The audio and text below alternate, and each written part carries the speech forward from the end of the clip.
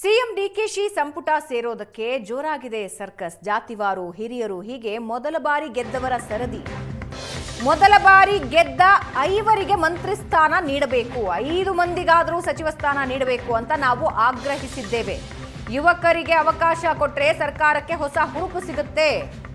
ಡಿಕೆಶಿ ಭೇಟಿ ಬಳಿಕ ಶಾಸಕ ದರ್ಶನ್ ಧ್ರುವನಾರಾಯಣ್ ಪ್ರತಿಕ್ರಿಯೆ ಕೊಟ್ಟಿದ್ದಾರೆ. ಈ ಬಾರಿ ಕ್ಯಾಬಿನೆಟ್ನಲ್ಲಿ ಹೊಸಬರಿಗೆ ಅವಕಾಶ ಕೊಡಬೇಕು, ಯುವ ನಾಯಕರಿಗೆ ಮಣೆ ಹಾಕಬೇಕು ಅಂತ ಶಾಸಕ ಹರೀಶ್ ಗೌಡ ಹೇಳಿದ್ದಾರೆ.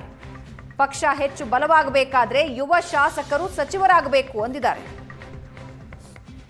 ಆಯ್ಕೆಯಾದಂತಹ ಶಾಸಕರುಗಳು ಈಗಾಗಲೇ ಹೈಕಮಾಂಡ್ಗೂ ಕೂಡ ಪತ್ರವನ್ನು ಎಲ್ಲರೂ ಕೂಡ ಸೇರಿ ಬರೆದಿದ್ದಾರೆ. ಅದರಲ್ಲಿ ಫಸ್ಟ್ ಟೈಮ್ ಮತ್ತು ಸೆಕೆಂಡ್ ಟೈಮ್ ಯಾರಿಗಾದ್ರೂ 5 ಜನಕ್ಕಾದ್ರೂ ಒಂದು ಅವಕಾಶವನ್ನು ಮಾಡಿಕೊಡಿ ಅಂತ ನಾವು ಅವರಿಗೆ ಮನವಿಯನ್ನು ಮಾಡಿದ್ವಿ. ಈಗಾಗಲೇ ಹೈಕಮಾಂಡ್ ಗಮನ ಕೂಡ ಇದೆ. ನಾವು ಇವತ್ತು ನಮ್ಮ ನಾಯಕರುಗಳಲ್ಲಿ ಮನವಿ ಮಾಡೋದು ಹೊಸದಾಗಿ ರಚನೆ ಆಗಿರುವಂಥ ಸಚಿವ ಸಂಪುಟದಲ್ಲಿ ಹೊಸೊಬ್ಬರಿಗೆ, ಹೊಸ ಮುಖಂಡರಿಗೆ ಒಂದು ಅವಕಾಶವನ್ನು ಮಾಡಿಕೊಟ್ರೆ ಹೊಸ ಉಡುಪು ಬಂದಂಗೆ ಆಗ್ತದೆ ಮತ್ತು ಯುವಕರಿಗೆ ಮತ್ತಷ್ಟು ಪ್ರೋತ್ಸಾಹವನ್ನು ಕೊಟ್ಟಂಗೆ ಆಗ್ತದೆ. ಸೆಕೆಂಡ್ ಲೈನ್ ಆಫ್ ಲೀಡರ್ಸನ್ನು ಇವತ್ತು ನಮ್ಮ CLP ನಾಯಕರಾದಂಥ ಸನ್ಮಾನ್ಯ ಡಿ.ಕೆ. ಶಿವಕುಮಾರ್ ಸಾಹೇಬರಿಗೆ ಶುಭ ಕೋರೋದಕ್ಕೆ ಬಂದಿದ್ದೀವಿ. ನಾವೆಲ್ಲ ಯುವ ಶಾಸಕರುಗಳು.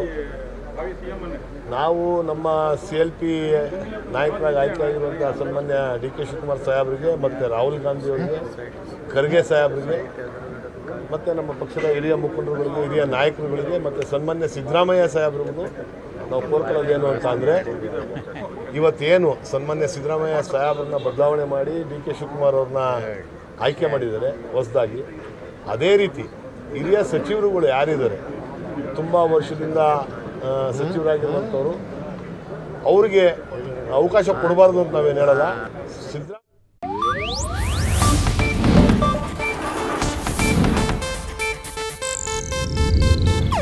ಇದು ಏಷ್ಯಾನೆಟ್ ನ್ಯೂಸ್ ನೆಟ್ವರ್ಕ್ ಪ್ರಸ್ತುತಿ.